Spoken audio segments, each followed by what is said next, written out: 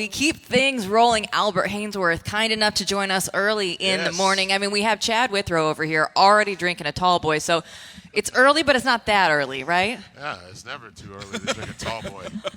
Well, and Albert knows, look, Albert's no quitter, right? This guy was a great player in his day, and he knows that once you pop the top, you got to keep going. I mean, if it's 8:15 or 8:15 a.m. or 8:15 p.m., you keep going. So you understand. It's 5 o'clock somewhere. That's right, absolutely. Great Tennessee Titan, also Tennessee Vol. I mean, we were talking about the Volunteers. I feel like all week there was a lot of animosity in Knoxville last weekend. What were you? I'm assuming you watched it on TV. Yes. And you stuck through that 22 minutes of uncertainty. We had to get the cheerleaders off the field. We had to get the band out. Like it's going to be one of those moments that lives in infamy, I feel like, in college football now.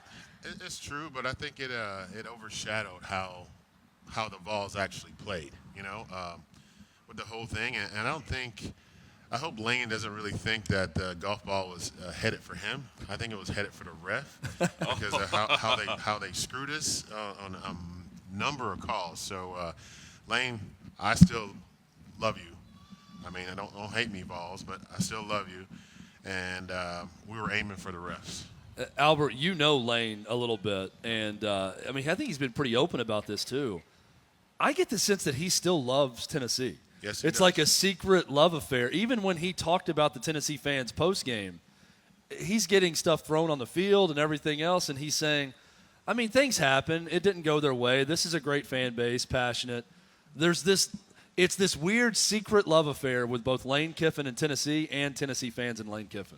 That's absolutely true. Like, he hates the way it went down, and we talked right after he accepted the job. He's like, I guess you hate me too. I said, no, man. I said, I hate that you leave my university like this, but who are we to stand in front of your dream job? So, go chase your dreams. So, and, USC was.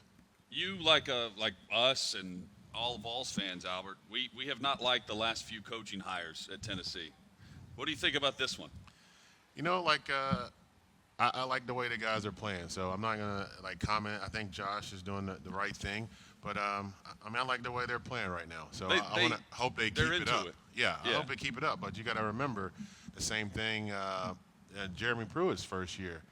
There was the same thing. We were like 5-7 or something like that. Yep. But you saw a lot of promise. So I'm just going to wait. But I like the way they're trending.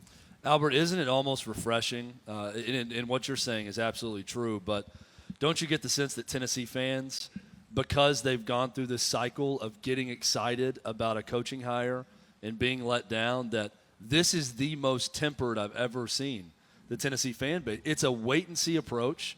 People still aren't all in on Josh Heupel, but we like what we've seen so far, right? Absolutely. You watch this team, and it's like they clearly enjoy playing the game. And I know that sounds so minimal, but when you watch Tennessee football, a year ago it just went south to where you could tell the guys were just being drugged throughout the week.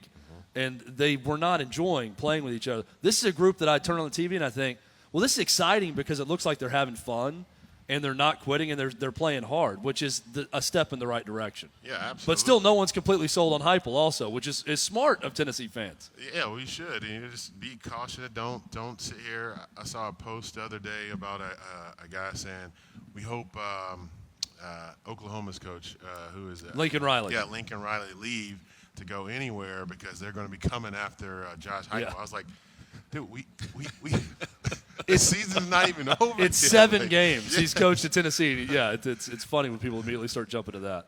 It's so good, like when you see them put them like, oh, we're going to put ourselves right back in that upper echelon. It's been a minute since y'all have been there, but it doesn't take very long for the Tennessee Volunteers fans to put themselves back in there. Oh, we've had a couple good games. We're going to be back on top. This is where I disagree. I really feel like for the first time, Jill, because you're right, any other time in history, Tennessee fans be so quick to fall in love and do something. Everyone is still, Heupel's a good offensive coach. I like what he does on offense, but let's see him recruit.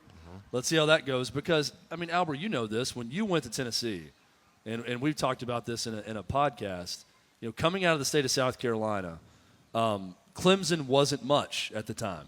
Right? Alabama wasn't much at the time. The factors around Tennessee and where they had their dominance under Philip Fulmer, and they could go into South Carolina, into North Carolina, into Alabama, into Mississippi. They could get great players because they didn't have as much competition. That's changed now. So, and also the state of Tennessee has changed. There's a lot more players here, but everything has changed to where it's ultimately about recruiting, but it's a lot more difficult. Yeah, we're going to have to definitely step outside the box of just Tennessee. You know, we're going to have to start dominating South Carolina again, because there's a lot of great players out of South Carolina. Look at, Ty Evans. He comes from my hometown. I watched him play quarterback from my high school. So, you got to start dipping into those and start, getting back our dominance in our surrounding states. Now, you were at the Tennessee-South Carolina game. Are you a traditionalist when it comes to the uniforms, or are you okay with the black uniforms you saw that day? I think I'm still scarred from Butch. Yeah. So when you do something new and then you're like, gosh, I hope this don't bite us. So that was kind of my worry. I said, man, y'all just go out there and play the game. Don't worry about what jerseys you're wearing. Wear your practice jerseys if you have to. I just want you to go out there and win. But they showed out and they did it. So hey, I'm starting to be okay with it.